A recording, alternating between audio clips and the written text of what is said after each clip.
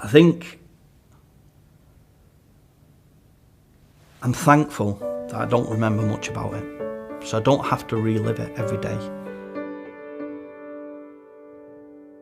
At the age of 19, I went down to the careers office, asked them what was the hardest military organisation that you could join. And the answer he gave was, well, you see the parachute regiment, they do as they're told. You see the Royal Marines, they're the thinking man soldier.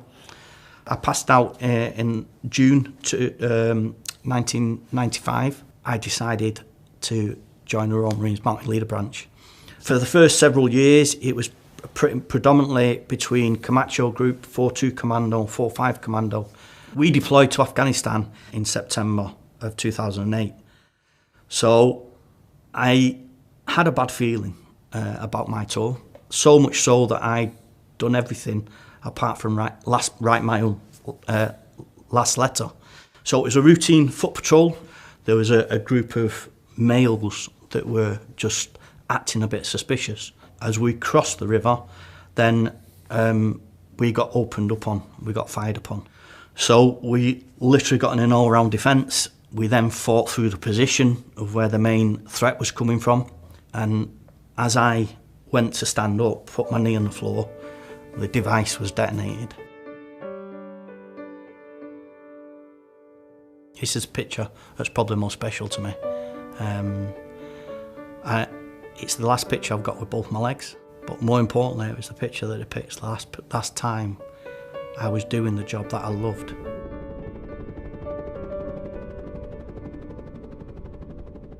From all accounts, what happened is that they stemmed the bleeding, which was obviously a traumatic amputation to my right leg. My left leg was hanging on by the skin. My right arm was hanging on by skin at the elbow, and my left arm was crushed where I landed. I also had numerous injuries inside, internal. My ear was blown off, hanging off, and I had shrapnel in my right eye. What I do remember is that I had two emergency surgeries at Camp Bastion, where they managed to pump 52 litres of blood inside me to keep me, obviously keep me living. And then the Padre was called in with a good friend of mine who was the football manager, Ian Clark, and that's when they gave me the last rites. My whole process there, my whole feeling, was I broke it down into the different areas and aspects, having reflected on it. You obviously had the initial physical injuries that were obviously tantamount, life-threatening, life-changing, everything else. But it had a bigger impact on me with my mental state. I really went into a deep depression, and I didn't want to be here any longer. And I thought to myself, and my mind state at the time told me that I wasn't the same person that I was before, and that there was no use for me anymore. I remember these diaries that get written if you go through an incident like that, and it's from people that I've never met before.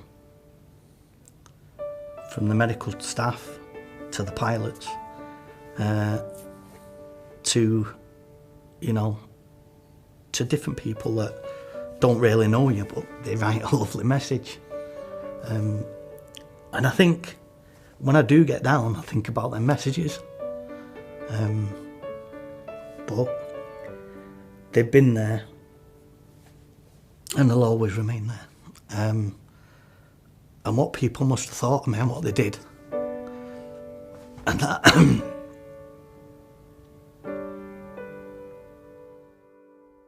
So one of the main areas where the charities helped me is being able to be independent in my own home again.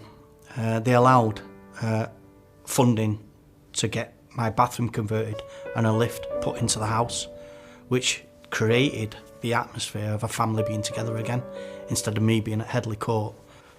Sport's been a huge aspect of my whole life, and what the charity have allowed me to do is they've helped not only by pushing me into that direction of being a contender again, but also helping with the funding of different events, like the Wounded Warrior Games over in San Diego, like the Veterans Games over in Israel, They've allowed me to go on trips to Norway to be able to ski again. Yeah, in 2015, I was after being medically discharged from the Royal Marines, I got the opportunity to apply for a job as a transition support officer north for the Royal Marines Association, the Royal Marines charity. I managed to get the job, which has totally changed my life again. What we always have been bred since my time in the Royal Marines is that once you're a Royal Marine, you're always a Royal Marine, and that we always support our own. And to be able to give a little bit back by doing the job that I do is helping not just the Royal Marines that are out there that may be in that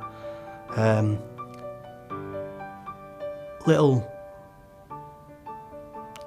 disengaged, disadvantaged part of their own journey, but also gives me time to be able to reflect on where I've come as well, because everybody's story is different, everybody's story is unique. It's a privilege to be able to help others in need and their families. It gives me a belief in myself again.